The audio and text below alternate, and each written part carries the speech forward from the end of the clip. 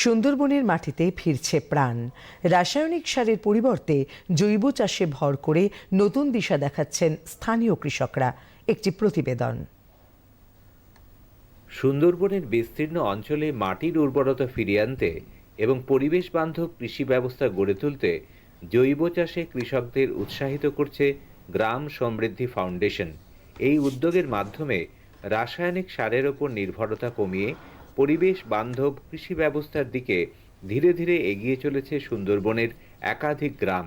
তাদের উদ্যোগেই ইতোমধ্যেই সুন্দরবনের সন্দেশখালী, তুষখালী, ধুজনেখালী সহ বিভিন্ন এলাকায় কৃষকদের গোবর সার ও কেঁচো সার ব্যবহারে উৎসাহিত করতে একাধিক পরিকল্পনা গ্রহণ করা হয়েছে। এই পরিকল্পনাগুলির অনেকটাই বর্তমানে বাস্তবায়িত হয়েছে এবং তার সুফল পাচ্ছেন স্থানীয় চাষিরা। কৃষকদের দাবি, গ্রামের অধিকাংশ পরিবার গরু পালন করার ফলে সহজেই গোবর ও গোমূত্র সংগ্রহ করা সম্ভব হচ্ছে।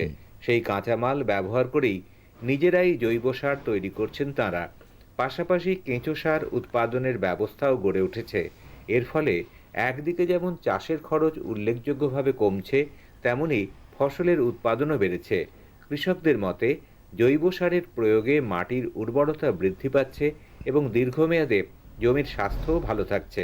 এই খাদ্যটা যে কৃষকের হাত দিয়ে উৎপাদিত হচ্ছে সেটা নিরাপদ করা, সুস্থ সবল কেমিক্যাল মুক্ত রাসায়নিক মুক্ত করাটাই লক্ষ্য।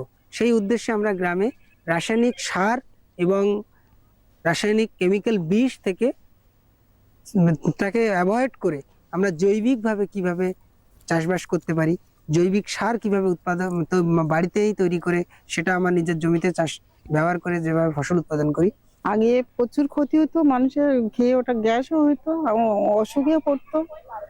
এখন প্রচুর জৈবিক সার দিয়ে যা কিছু করেছি, সবই আমাদের খুবই ভালো হচ্ছে, আর্থিক সাশ্রয় হচ্ছে, আমরা খেতেও ভালো সুস্বাদ। বিষয়ে গ্রাম সমৃদ্ধি ফাউন্ডেশনের জেনারেল সেক্রেটারি অর্চনা আগারওয়াল বলেন, একদিকে মাটির উর্বরা শক্তি ফিরিয়ে আনা, অন্যদিকে পরিবেশ বান্ধব কৃষি ব্যবস্থা গড়ে তোলাই আমাদের মূল লক্ষ্য।